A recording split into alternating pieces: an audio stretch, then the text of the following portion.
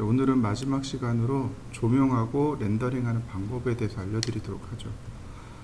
먼저 간단하게 제가 이렇게 그려봤습니다.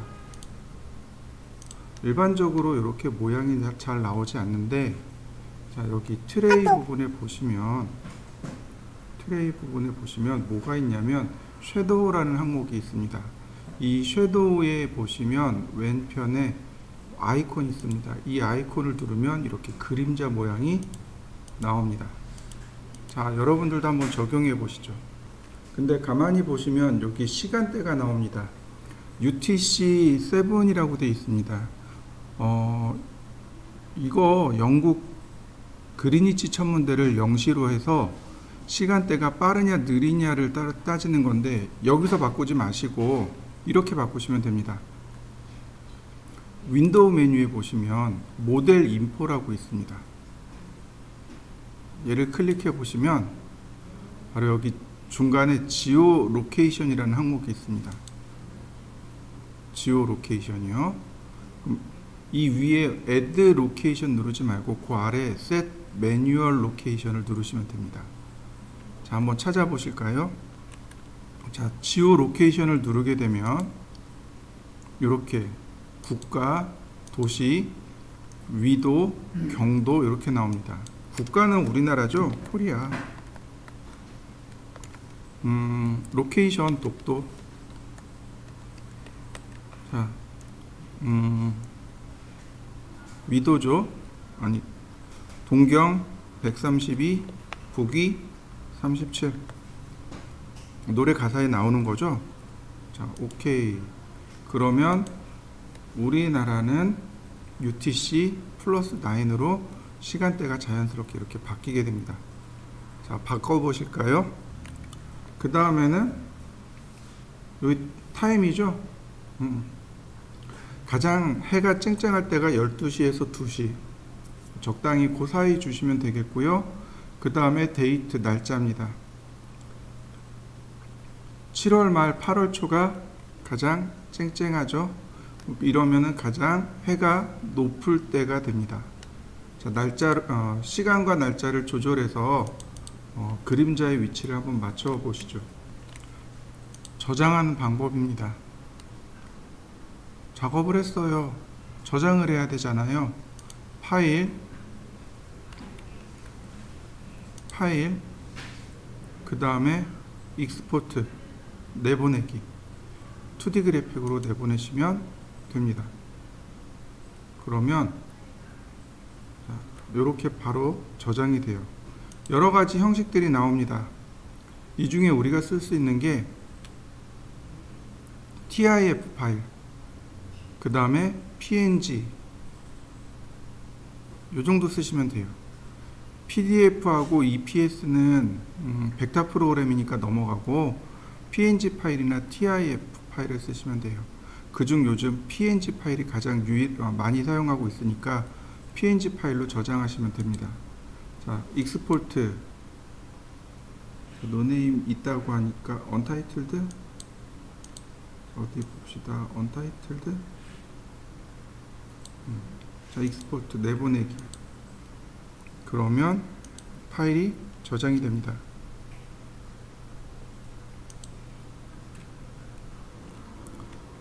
이제 V-Ray에 대한 조명입니다. V-Ray 조명들이 이렇게 쭈루룩 있습니다. 여기 플랫 라이트, 렉탱글 라이트죠. 렉탱글, 스피어, 스폿, IS, 옴니, 돔라이트, 그 다음에 메시라이트, 이렇게 쭉 여러 가지 조명들이 있습니다.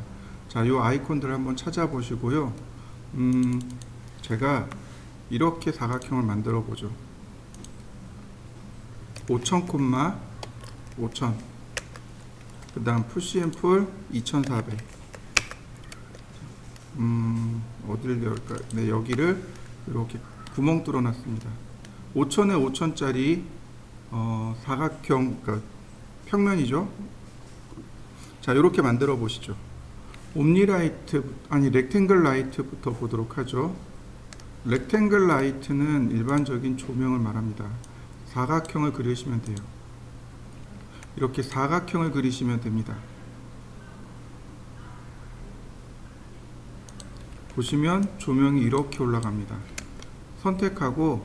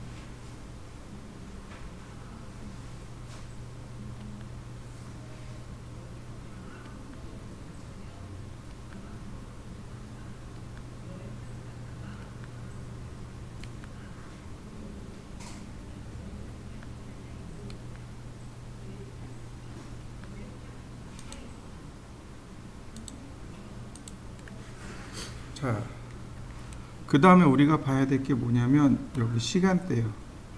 시간을 오전으로 바꾸겠습니다. 그래야 완전히 깜깜하게 돼요. 렌더링을 했을 때 주변에 태양광이 안 들어와서 확실히 볼 수 있습니다. 이렇게 한번 바꿔보시죠. 이제 렌더링을 해볼 겁니다. 렌더링하는 방법은 간단해요. 여기 주전자 있죠. 얘를 누르시면 바로 렌더링 들어갑니다. 이렇게요. 자, 한번 해보시죠. 어떻게 조절하냐면 여기 에셋 에디터로 들어갑니다. 자, 이게 에셋 에디터인데 에셋 에디터에 보면 두 번째 달라 얘를 누르시면 여기 렉탱글 라이트가 나옵니다. 여기 선라이트도 있고 렉탱글 라이트도 있습니다. 자, 한번 열어보시죠. 자, 옵션을 보시면 다른 거는 다 모르셔도 괜찮은데 여기 인텐시티라고 하는 값이 있습니다. 이 인텐시티가 조명의 밝기입니다. 인텐시티가 여기 인텐서티 또는 인텐시티라고 부르는 이 값이 조명의 밝기예요. 제가 1로 놔봤습니다. 그리고 렌더. 어두워진 거 보이시나요? 다시 볼까요? 인텐시티 30. 자, 렌더. 밝아진 거 보이시나요? 다시요. 90. 많이 밝아진 거 보이시나요? 네. 요 인텐시티 값을 이용해서 렌더링을 몇 번 해보시죠. 자, 그 다음에 보시면 여기 쉐입이 나옵니다. 디스크로 놓으면 이렇게 원형으로 나오게 돼요. 이렇게 원형으로 나옵니다. 그러니까 지금 보시면 이렇게 형광등 같은 경우는 네모나지만은 저 복도 들어가면은 매입등 있죠. 매입등은 동그랗거든요. 그렇게 상황에 따라서 네모나거나 동그랗게 만들어 주시면 됩니다.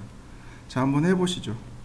자, 밑으로 보시면 인비저블이라는 항목이 있습니다. 이 항목을 체크하면 렌더링 하고 나면 그 결과물에 이렇게 내용이 보이지 않아요. 조명이 감추어져서 안 보이게 됩니다. 이게 인비저블입니다.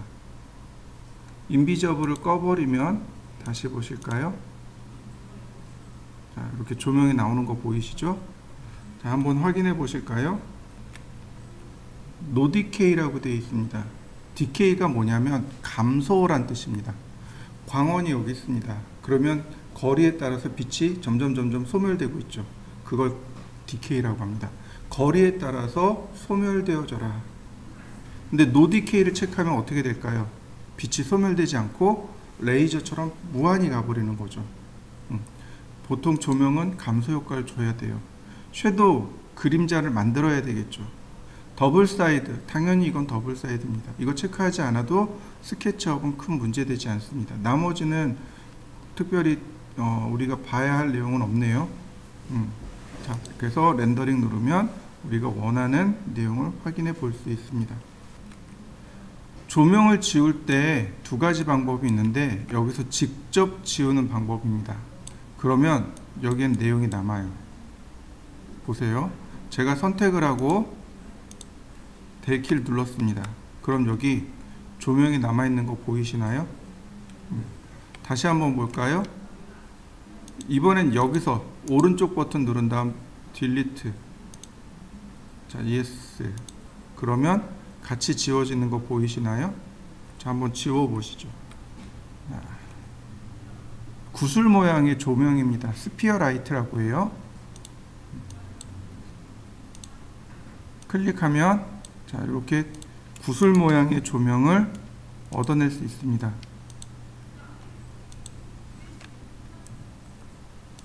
자, 똑같아요. 렌더링 하면 자, 이와 같이 구슬 모양으로 생긴 조명이 만들어집니다. 자, 한번 만들어 보시죠. 옵션은 똑같습니다. 인텐시티가 있어요. 그래서 밝기 조절합니다. 사이즈 있습니다. 크기 조절해요. 인비저블 감추기, 노 디케이, 섀도우. 네, 항목은 똑같습니다. 자, 한 번씩 해보시죠. 자, 지우고. 자, 그 다음에 또 보시면 이번에 스포트라이트네요. 스포트라이트는 조금 사용하는 방법이 어렵습니다. 스포트라이트는 부분 조명입니다. 반드시 벽에다 붙이셔야 돼요. 스포트라이트 클릭.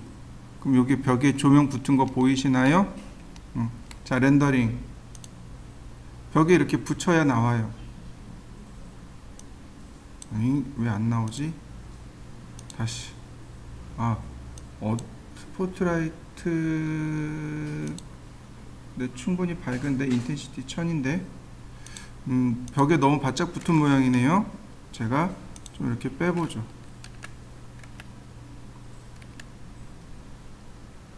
자, 제가 옆으로 이렇게 좀 빼봤습니다. 다시 렌더링. 조명 나오는 거 보이시나요? 자, 여러분들도 한번 해보시죠. 자, 다시 한번 보도록 하죠. 자, 스포트라이트는 부분 조명입니다. 쉬프트 키를 누른 상태에서 조명의 위치를 클릭합니다. 그리고 쉬프트 떼면은 이렇게 조명의 방향을 내 마음대로 조절할 수 있어요. 클릭하면 됩니다. 두 번 클릭. 첫 번째는 방향, 두 번째는 핫스폿, 세 번째는 팔로프입니다. 다시 한번 볼까요? 쉬프트 키 누르고 조명의 위치를 클릭합니다. 그 다음 방향, 어느 방향으로 조명이 비칠 건지 클릭. 그 다음에 조명의 범위입니다. 조명의 범위를 클릭. 그 다음에 조명의 넓이. 무슨 얘기냐면 요 안쪽까지는 빛이 다 가는데 여기서부터 이렇게 빛이 사라지는 겁니다. 클릭. 자, 렌더링 해보면 이렇게 조명의 범위가 지정이 됩니다. 자, 한번 해보시죠. 자, 옵션을 살펴보면은요, 자, 이렇습니다. 인텐서티, 조명의 밝기, 콘 앵글, 푸놈바 앵글, 푸놈바 팔로프, 이렇게 되어 있습니다. 콘 앵글, 얼마만큼 넓은 범위를 혹은 좁은 범위를 비춰줄 것인가, 이건 각도입니다. 그 다음 푸놈바 앵글입니다. 아까도 얘기했지만 조명이 사라지는 범위입니다. 그 다음에 사라질 때 얼마나 빨리 사라지게 할 건가, 라이너가 있고 스무스 큐빅이 있고, 둘 다 각도로 되어 있습니다.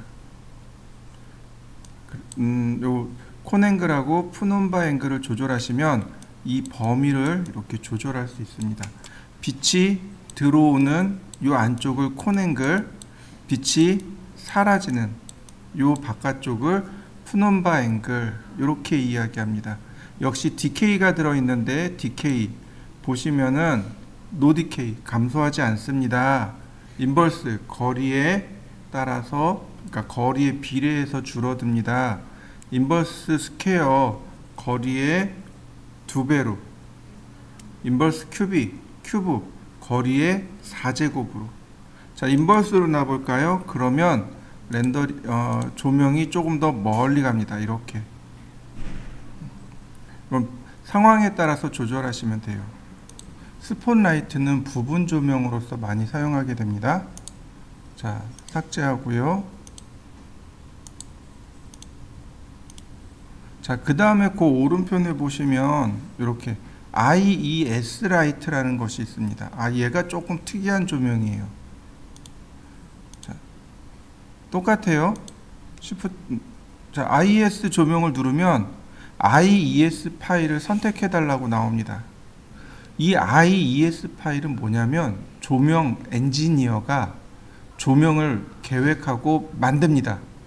그러면 이게 조명을 시판하기 전에 이 조명 엔지니어가 IES 파일을 만들어요. 이 조명의 특성에 대해서 자세하게 설명을 해놓은 파일입니다. 조명의 범위가 얼마큼 되고 얼마큼 뻗어나가고 어떤 확산을 가지고 있고 이런 것들을 정리해 놓은 파일이 IES 파일입니다. 그 IES 파일을 가지고 똑같이 조명을 만들어내는 겁니다. 요거 공유 폴더에 제가 공유를 해놨는데요. 일단 한번 보시죠. 여기 보시면 IES 파일이 이렇게 있습니다. 이렇게 IES 파일이 있고 제가 9 IES 파일을 썼습니다. 자, 똑같아요. 자, 클릭하고 Shift 키 눌렀습니다. 자, 클릭했습니다. 렌더링. 그러면 조명이 이렇게 IES 파일 내용에 있는 대로 조명이 만들어집니다. 자, 한번 확인해 보시죠. IES 라이트에는 특별한 옵션은 없습니다. 특별한 옵션은 없고 그냥 해당 파일만 불러올 수 있도록 이렇게 되어 있습니다. 그 다음 옴니라이트라는 것이 있습니다. 옴니라이트는 우리나라 말로 하면 점광원입니다. 한 점에서 빛이 쭉 뻗어나간다고 해서 점광원이라고 합니다. 자, 바로 이렇게요. 그냥 말 그대로 그냥 이렇게 생겼습니다. 이걸로 끝이에요. 그냥 이렇게 점으로 생겼습니다. 렌더링하면 바로 점광원이 이렇게 아이고 너무 흐리다. 옴니라이트의 인텐시티를 올려보도록 하죠. 그리고 인버스 스퀘어인데 인버스로 놔볼까요? 다시 렌더링. 그럼 밝아진 거 보이시죠? 모양이 없어요. 모양이 없고 해당 점에서부터 빛이 쭉 뻗어나갑니다. 자, 또 보실까요?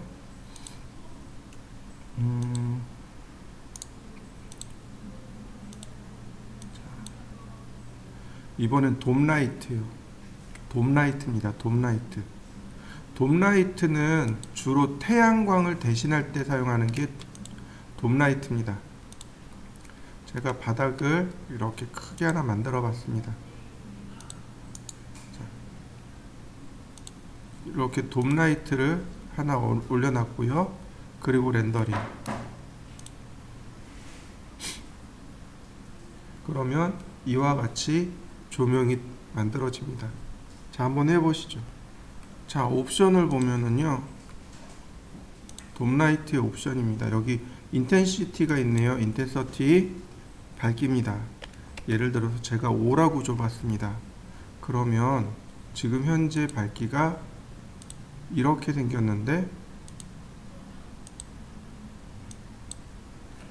렌더링을 하게 되면 많이 밝아진 거 보이시죠? 인텐시티 똑같이 계속 나오고 있죠? 밝기입니다. 그 다음에 여긴 특별한 건 없는데 여기 Use Transform이라는 항목이 있습니다. 지금 보시면 그림자의 방향이 이렇게 잡혀 있습니다. 그죠? 요거 여기 보시면 확인이 돼요. 누구를 보냐면 이 화살표 있죠? 여기는 요 화살표. 보이시나요? 화살표. 이 화살표가 태양의 방향입니다. 그러니까 로테이트를 이용해서 제가 태양의 방향을 이렇게 돌려놔 봤습니다. 자, 렌더링.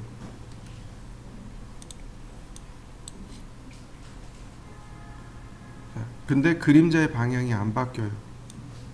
뭐 때문에 그러냐면 이 여기 있는 유즈 트랜스폼 항목이 꺼져 있어서 그렇습니다. 이 항목을 체크해 놓고 렌더링을 하게 되면 그림자의 방향이 바뀝니다.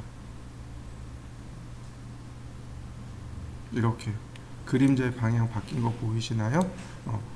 돔라이트는 보통 언제 쓰냐면 선라이트 대용으로 사용합니다. 돔라이트는 선라이트의 대용으로 사용하기 때문에 그림자의 방향 바꾸는 것까지 기억을 하시면 됩니다. 자, 한번 렌더링 해보시죠. 다시 이 안쪽으로 제가 이렇게 들어갑니다. 자, 메이크 그룹 했습니다. 바닥하고 벽체를 메이크 그룹 했고요. 제가 여기다가 원을 이렇게 그려봤습니다. 얘도 메이크 그룹. 자, 여러분들도 이렇게 만들어 보시죠. 이렇게 그룹 만들고 그룹 만들고. 자, 만들어 보시죠. 보실까요? 이렇게 그룹을 만들어 놔야 돼요. 그룹을 만들어 놓으면 맨 마지막 옵션이 활성화됩니다. 컨버트 메시라이트라고 합니다. 이 상태에서 메시라이트를 클릭해 주면 얘가 조명이 돼요. 자, 렌더링. 그러면 이렇게 조명이 됩니다. 오브젝트가 조명이 되는 거예요. 이걸 메시라이트라고 합니다. 자, 한번 주워 보실까요? 자, 옵션입니다. 메시라이트 옵션에 보면 똑같이 인텐서티 밖에 없어요. 밝기죠. 밝기밖에 없습니다. 나머지 옵션들 똑같이 있습니다. 인텐서티를 제가 90까지 줘봤습니다. 그리고 다시 한번 렌더링. 그러면 더 밝아지는 걸 확인할 수 있습니다. 자, 마지막으로 선라이트에 대해서 알아볼까요? 다시 제가 시간을 오후로 바꿔놨습니다. 선라이트에는 이런 항목이 있습니다. 커스텀 오리엔테이션이라는 게 있어요. 다시 말하면 내가 시간대를 별도로 지정해 줄 수 있다는 겁니다. 그래서 얘를 체크해 놓으면 조명의 위치, 어느 방향에서 조명이 들어올 건지, 그 다음에 조명의, 그러니까 태양의 높낮이가 되겠네요. 자, 렌더링.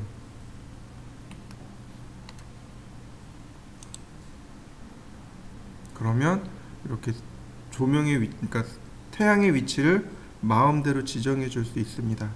보통 태양의 위치는 바로 여기 날짜와 시간과 요거를 가지고 조절하지만 이 커스텀 오리엔테이션을 이용하면 이거 무시하고 내가 원하는 대로 맞출 수 있습니다. 자, 한번 해보시죠. 그 다음에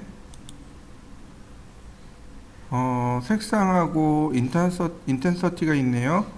자, 그 다음에 사이즈 멀티플러가 있고, 이 사이즈 멀티플러는 그림자의 농도라고 보시면 돼요. 무슨 얘기냐면 지금 여기 이 부분 보이시나요? 요 끝에 부분 그림자가 또렷하죠. 그런데 요 사이즈 멀티플러를 올려봤습니다. 제가 10으로 렌더링을 하면 이렇게 됩니다. 가까이 있는 곳은 또렷하고 멀리 갈수록 그림자가 퍼지는 거죠. 흐릿해지는 거. 자, 요렇게요. 가까이 있는 곳은 그림자가 또렷하고 멀리 갈수록 그림자가 흐릿해지는 것.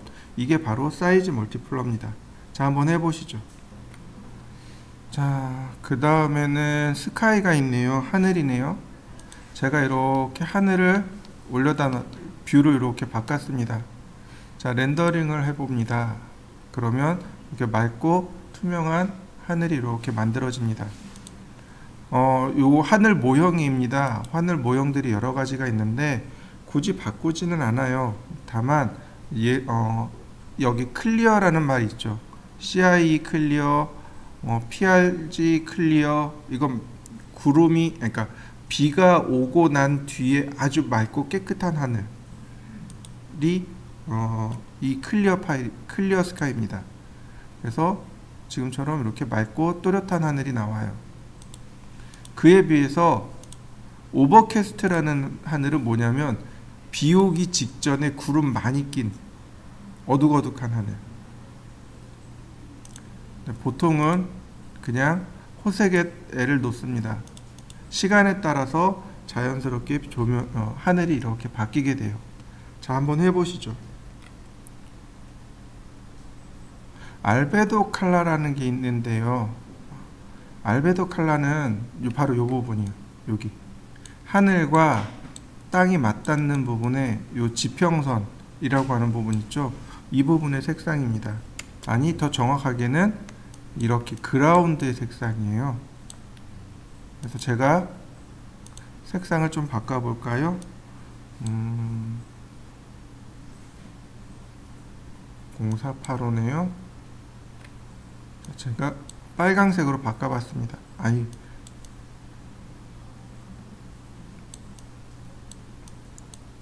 노랗게 바꿔봤습니다.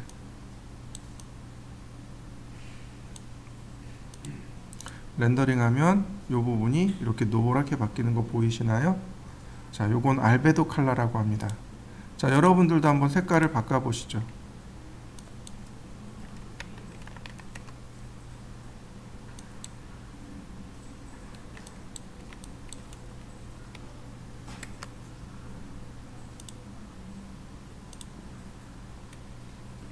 자, 그 다음에 보시면은요, 블라인드 앵글이 있습니다. 바로 여기 섞이는 부분에 요 값이에요. 그래서 이 값을 제가 0으로 놔봤습니다. 그러면 이렇게 칼처럼 딱 떨어질 겁니다. 이렇게요. 여기 칼처럼 딱 떨어진 거 보이시나요? 그 다음에 그 아래 호리젠 옵셋이라고 있습니다. 이 값을 조절하면 위치를 낮춥니다. 위치가 여기가 아니고 밑으로 떨어진 거 보이시나요? 이렇게. 다시 한번 볼까요? 자, 렌더링. 그러면 이 위치가 이렇게 위로 올라가는 거죠. 자, 여기까지 한번 해보시죠. 마지막으로 여기 클라우드라는 항목이 있습니다. 구름이에요. 이거 눌러보시면 이렇게 뒤에 구름이 이렇게 자연스러운 구름이 만들어집니다. 구름의 덴시티, 구름의 농도, 다양성, 그 다음에 구름의 높이, 두께 뭐 이런 내용들이 쭉 들어 있습니다. 여러분들도 한번 쭉 해보시죠. 렌더링 할 때마다 조금씩 달라요. 자, 옵션을 한번 볼까요? 선라이트 맨 아래 내려가면 옵션에 보면 인비저블이라는 항목이 있습니다. 인비저블이라는 항목인데 요거는 어떻게 보시냐면 요거 시간대로 보시면 좋아요. 언제로 보시냐면 7월 30일이고 저녁에 한 6시 반 6시 30분 정도로 보시면 됩니다. 이렇게 보시면 태양이 이쪽에 이렇게 그림자의 정반대 쪽에 이렇게 생기겠죠. 자, 그래서 요 상태에서 렌더링을 해 보시면 태양을 볼 수 있습니다. 태양 나오는 거, 렌더링 돼서 나오는 거 보이시나요? 조금 높은 것 같아요. 자, 7시로 바꿔보죠. 7시 00분. 다시 렌더. 그러면 여기 태양이 이렇게 동그랗게 나오는 거 보이시죠? 여기 태양입니다. 자, 여러분들도 한번 해보시죠. 여기다 인비저블을 체크하면, 인비저블이 감추기란 뜻이에요. 렌더링을 하게 되면 이 태양이 감춰집니다. 사라진 거 보이시나요? 이제 렌더에 대해서 좀 알아보도록 하죠. 여기 기어 그림 있죠. 얘를 누르시면 렌더 항목이 나옵니다. 내용이 굉장히 많아요. 다 설명할 수는 없고 꼭 필요한 것들 위주로 설명을 드릴 건데요. 먼저 엔진이라고 하는 항목입니다. CPU가 있고 RTX가 있습니다. 무슨 얘기냐면 렌더링 할 때 렌더링 그 계산을 누가 할 거냐 이거죠. CPU를 통해서 계산해서 렌더링 처리할 거냐, 아니면 GPU를 통해서 렌더링 할 거냐? 바로 이 얘기예요. GPU가 뭐냐면 그래픽 프로세서 유닛의 약자로 그래픽 카드에 들어있는 CPU를 GPU라고 합니다. 그래서 여기 RTX를 누른 다음에 요 점점점 누르면 제 컴퓨터에 있는 게 엔비디아의 지포스 GTX 1051 Ti라는 그래픽 카드가 들어있는데 그 GPU를 통해서 렌더링 하겠습니다, 이런 뜻이 됩니다. CPU를 누르게 되면 CPU를 통해서 렌더링을 하게 되고요. 여기 CUDA는 뭐냐면 두 개 다 쓴다는 얘기예요. 두 개 다 쓰는 거죠. 그럼 누가 더 빨라요? 아무래도 얘가 조금 더 빠르겠죠. 자, 렌더. 그러면 렌더링이 쭉 들어갑니다. 자, 여러분들도 한번 해보시죠. 자, 그 다음에 보시면은요, 프로그레시브 렌더가 지금 실행되고 있습니다. 무슨 얘기냐면 장면 전체를 하나 계산하고 그 다음 계산하고 그 다음 계산하고 이렇게 순차적으로 가는 건데, 요걸 끕니다. 프로그레시브를 끄면 오른쪽에 보면 여기 버켓이라는 게 나와요. 버켓 사이즈라는 게 나오고 노이즈 리밋이라는 게 나옵니다. 버켓 렌더를 실행하게 돼요. 무슨 얘기냐면 이 렌더링 누르면 네모난 사각형들이 왔다 갔다 하면서 렌더링 합니다. 네모난 사각형도 왔다 갔다 하는 거 보이시죠? CPU하고 벌써 다 끝났어요. 다시 한번 볼까요? CPU로 놓고 렌더. 그 다음에 네모난 사각형 여기 왔다 갔다 하는 거 보이시죠? 얘가 버켓입니다. 여러분들도 한번 해보세요. 저 네모난 사각형이 CPU 한 개를 뜻합니다. 만약에 네모난 사각형이 4개가 왔다 갔다 해요. 그럼 쿼드코어입니다. 6개가 왔다 갔다 해요. 그러면 헥사코어고 8개가 왔다 갔다 해요. 그럼 옥타코어가 됩니다. 자, 한번 해보시죠. 자, 그 다음 보시죠. 그 다음에 보시면 여기 노이즈 리밋이라는 것이 있습니다. 이 노이즈 리밋을 바꾸셔야 돼요. 지금 제가 이렇게 확대하니까 여기 어떤가요? 이렇게 지글지글한 거 보이시나요? 빛이 부족하면 이렇게 지글지글한 이런 노이즈들이 발생해요. 그 노이즈를 잡아주는 게 바로 노이즈 리밋입니다. 요거 0.01로 맞춰보세요. 그리고 다시 렌더링을 하면 이 노이즈가 어느 정도 잡혀요. 자, 한번 해보시죠.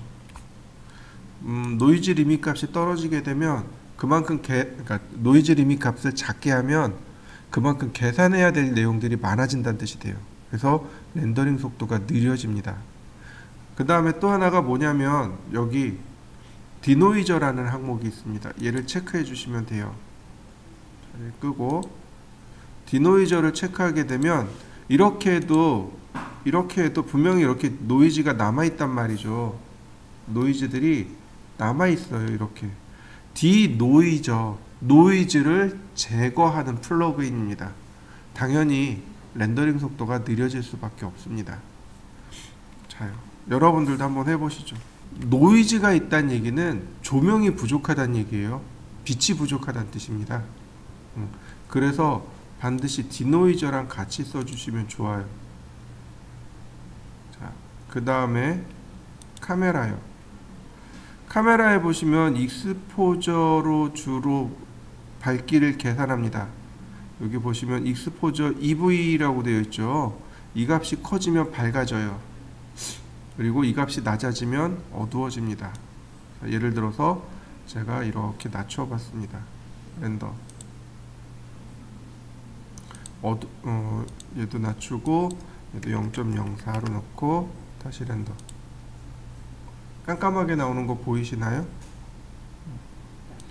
다시요.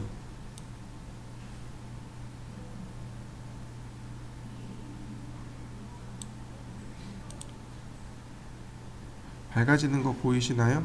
근데 이 익스포저 가지고 하긴 조금 어렵고, 그 다음에 여기 보시면 항목 중에 오토라는 항목이 있습니다.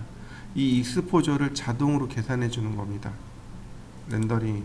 그러면 밝기 계산이 자동으로 딱 들어갑니다. 그래서 이 오토 놓고 렌더링 하시면 조금 편할 겁니다. 한번 해보시죠. 이 익스포저 말고 여기 나와 있는 익스포저 말고, 자, 그 오른쪽으로 가면 어드밴스 카메라 파라미터가 있습니다. 요 수동 카메라입니다. 이게 수동 카메라예요. 필름 센시티비티, 필름 센시티비티. 요 뭐냐면 필름의 감도입니다. 제일 작은 게 그러니까 시판됐던 것 중에 제일 작은 게 100입니다. 많이 어두워요. 필름 감도만 낮춰봤습니다. 이 상태에서 필름 감도를 더 낮춰볼까요? 10으로. 자, 그럼 어둡게 들어오는 거 보이시죠? 필름 감도를 낮추면 어두워집니다. 필름 감도를 높이면 오히려 밝아지다 못해 타버립니다. 이런 식으로 바닥이 지금 타버린 거예요. 밝고 어둡기를 조절해 줄 수 있습니다. 빛의 양에 따라서 밝기를 조절해 주는 게 필름 감도입니다. 그 다음에 어퍼처, 조리개라고 해요. 어퍼처가 조리개입니다. 1이면 조리개를 다 개방한 겁니다. 8이면 절반 정도만 개방한 거라고 보시면 돼요. 그러니까 예를 들어서 제가 32로 했습니다. 조리개를 닫은 겁니다. 조리개를 닫아놨으니까 빛이 적게 들어가는 거죠. 어둡게 나오는 거 보이시죠? 다시 한번 볼까요? 8 말고 5로 놔봤습니다. 조리개가 열린 겁니다. 빛이 많이 들어가요. 밝아질 수밖에 없죠.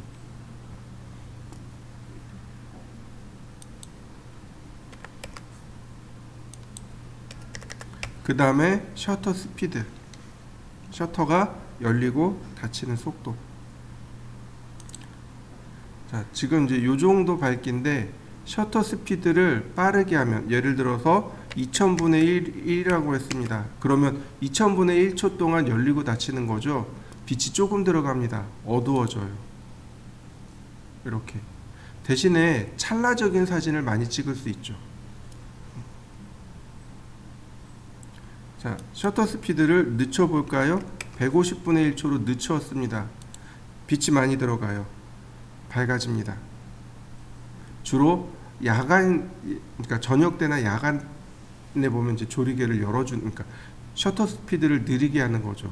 느리게 하다 못해 지금은 이제 150분의 1초 뭐 몇 분의 1초로 가잖아요. 근데 야경 같은 경우는 2초, 3초, 5초, 8초 이런 식으로 노출을 시키는 거죠. 아예 조리개를 열어놓고 빛이 계속 들어가게끔 노출을 시키는 거죠. 대신에 이제 노출하게 되면 이 조리개라든지 그 필름 감도를 바꿔줘야 되는 거죠. 그러면 노출이 들어갑니다. 그래서 보통 밝기는 누가 조절하냐면 여기 있는 이 카메라 값 가지고 조절합니다. 렌더링을 해서 밝다, 어둡다 이건 전부 다 카메라로 조절합니다. 조명으로 조절할 생각하지 마시고 카메라로 조절해 주세요. 조명의 밝기로 하는 게 아니고 카메라로 조절하시면 됩니다. 자, 한번 해보시죠. 자, 또 보시죠. 제가 여기다가 이렇게 기둥을 좀 세워봤습니다.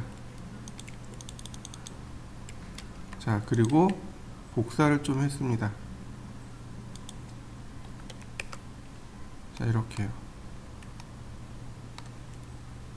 뎁스 오브 필드라는 항목이 있습니다. 뎁스 오브 필드. 이 뎁스 오브 필드가 조리개의 심도를 조절하는 게 뎁스 오브 필드입니다. 피사체의 심도를 조절한다 라고 이야기합니다. 심도가 얕은지 깊은지. 그러니까 심도가 얕으면 뒤에 배경까지 또렷하게 나와요. 근데 심도가 깊으면 뒤에 배경이 뿌옇게 흐려지는 걸 확인할 수 있습니다. 여기 포커스 소스에 보시면 여기 아이콘 보이시죠? 이 아이콘으로 포커스 될 위치를 이렇게 찍어 주시면 돼요. 그 다음에 디포커스를 0.8까지 주고 렌더링. 그러면 심도가 깊어집니다. 그래서 이처럼 포커스 효과가 만들어지게 돼요. 이게 뎁스 오브 필드입니다. 자, 한번 해보시죠. 자, 그 밑으로 내려가면 렌더 아웃풋이라는 게 있습니다. 얘가 제일 중요해요. 렌더링한 거 자동 저장하는 거, 그게 렌더 아웃풋입니다. 여기 사이즈를 지정해 주시면 돼요. 뭐 1024에 엔터 치면, 아니 탭키 누르면 높이는 자동으로 조절됩니다. 왜냐하면 여기 가로 세로 비율이 고정되어 있거든요. 뭐 커스텀 누르면 뭐 얼마든지 이렇게 내 마음대로 768 이렇게 1024에 768 이런 식으로 얼마든지 조절해 줄 수 있습니다. 이렇게 얼마든지 조절이 가능해요. 보통 16대고 많이 쓰니까 이런 식으로 조절하시면 됩니다. 그 다음에 우리가 이제 주로 저장해야 될 저장 사이즈가 있습니다. 예를 들어서 A4예요. A4면 297에 210이 A4 사이즈 기본 크기입니다. 여기다 10배 하시면 돼요. 2970에 2100. 예를 들어서 A3입니다. A3면 420에 297이죠. 10배 합니다. 4200에 2970. 그래야 출력할 수 있는 해상도가 나오게 됩니다. 옛날부터 이렇게 통용해왔던 방법이 바로 곱하기 10을 해서 사용하는 방법입니다. 여기다가 내가 출력하고자 하는 사이즈, 예를 들어서 A4에다가 출력하고 싶어요. 2970을 주셔야 A4 사이즈가 완성이 됩니다. 높이는 지금 16대 9이라서 16대 9라 그래요. 4대 3 비율 아니고 커스텀으로 바꿔놓고 푼 다음에 2000배, 그러면 얘가 A4 사이즈가 되겠죠. 저는 일단 1024로 맞출 겁니다. 그리고 와이드로 넣을 거고요. 자, 여러분들도 이렇게 맞춰 보시죠. 바로 여기 이 부분이에요. 세이브 이미지 자동 저장입니다. 얘가 자동 저장이에요. 여러분들은 여기를 절대로 잊어버리시면 안 돼요. 몇 군데를 반드시 기억하셔야 되는데 그 중에 하나가 바로 얘입니다. 파일 패스 여기를 누르시면, 아니구나, 여기를 눌러주시면 어디다 저장할 건지 이렇게 나와요. 문서에 제가 untitled png로 저장하기로 했습니다. 그리고 렌더, 그러면 해당 파일로 이렇게 저장을 하게 됩니다.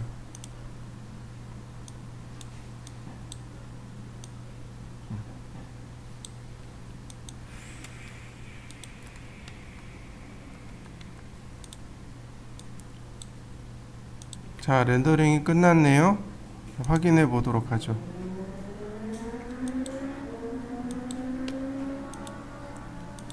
여기 있네요. 이거 아닌데?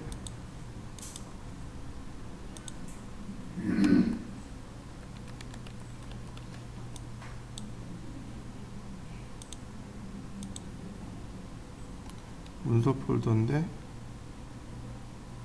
어디 갔나요? 여기 있군요. 네, 이렇게 파일이 이처럼 자동 저장됩니다. 렌더링이 끝나면 자, 바로 요 아이콘이 저장 아이콘이에요. 결과물을 저장시키는 아이콘인데 얘를 눌러서 하셔도 괜찮아요. 그렇지만 가급적이면 세이브 이미지를 사용하시는 게 조금 더 낫습니다. 자, 그 다음 environment에 보시면 다른 거는 조절할 건 없지만 이 GI 값만은 꼭 체크해 주세요. GI 값 글로벌 일루미네이션의 약자인데 이게 조명이 있습니다. 그리고 사물이 이렇게 있고요. 보통은 빛이 이렇게 와서 그냥 투과해 버립니다. 보통은 이렇게 투과해요. 근데 실제 세계는 어떤가요? 사물이 와 닿으면 이렇게 튕겨 나가겠죠. 근데 굴곡이 지면 어떻게 돼요? 난반사가 일어나게 됩니다. 이렇게 GI라는 게 바로 이 난반사를 계산해 주는 게 GI입니다. 광원에서 나온 이 빛을 프라이머리 레이라고 하고, 그 다음에 이렇게 튕겨나간 조명들 있죠. 요걸 세컨더리 레이라고 합니다. 이 GI 값의 숫자를 올리면 밝아져요. 근데 얘는 어디랑 연결되어 있냐면 여기랑 연결되어 있습니다. 바로 이 부분. 글로벌 일루미네이션 되어 있죠. 네, 이 부분이랑 연결되어 있습니다. 계산하는 방식이 프라이머리랑 세컨더리 레이를 계산하는 방식이 총 3가지입니다. 이리디언스 맵하고 브라우트 포스하고 라이트 캐시하고 총 3가지 방식입니다. 이 중에 가장 정확한 거는 브라우트 포스가 가장 정확하게 계산합니다. 라이트 캐시하고 이리디언스 맵은 아니다.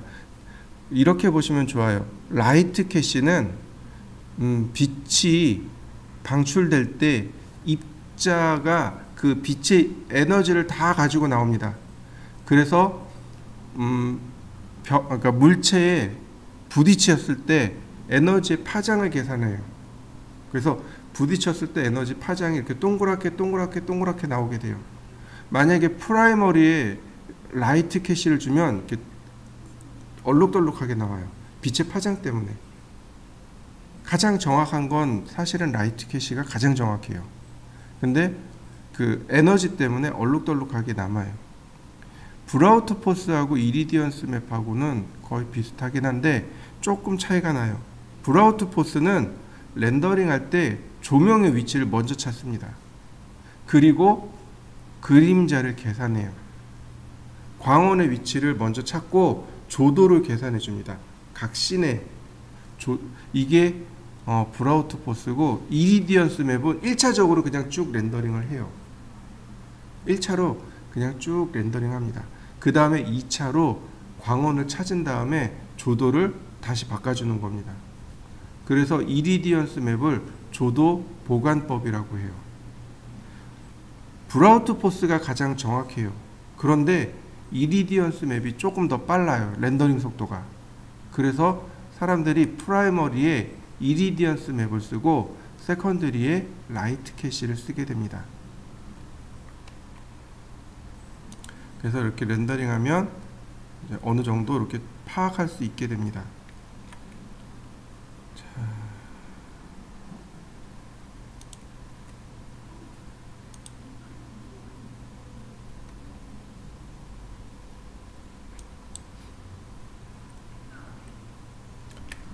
조도를 계산하는데 그 조도의 품질입니다. 이 값이 0이면은요, 렌더링 해상도와 똑같은 품질의 조도를 계산해 주세요 라는 뜻이 됩니다.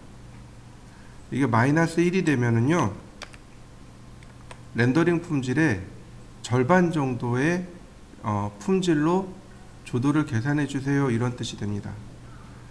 서브 디바이스도 품질이란 뜻이에요. 이건 비율이에요. 미니멈 레이스, 맥시멈 레이스 비율이고 비례고, 여기 서브 디바이스가 품질입니다. 품질을 높여주세요, 낮춰주세요, 이런 내용들입니다. 어디를 보시냐면 여기 퀄리티라는 항목이 있습니다. 이 항목으로 조절하시면 돼요.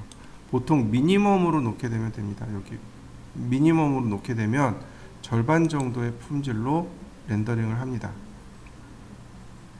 이 값 자체가 전부 다 절반 미디엄으로 바뀌게 돼요. 절반 정도의 품질로 렌더링을 하는데, 자, 만약에 얘를 미디엄 플러스나 하이, 베리 하이로 놓게 되면 이 부분이 올라가는 걸 확인할 수 있습니다. 물론 이 위에 노이즈 리미트 바뀌게 되고요. 여기 항목들이 전부 다 최고 퀄리티로 바뀌게 됩니다. 자, 로우 플러스를 내려가면 저품질 렌더가 돼요. 만약에 내가 이거 출력을 할 겁니다. 클라이언트한테 보여줄 거예요. 그러면 이거 미디엄이 아니고 하이나 하이 플러스로 놓고 렌더링을 하셔야 됩니다. 아까 얘기한 대로 여기 사이즈 조절해 주시고, 그 다음에 바로 이 부분 퀄리티 부분에서 하이를 놓고 렌더링을 하시면 고품질 렌더링으로 고품질 이미지를 뽑아내실 수 있게 되는 거죠.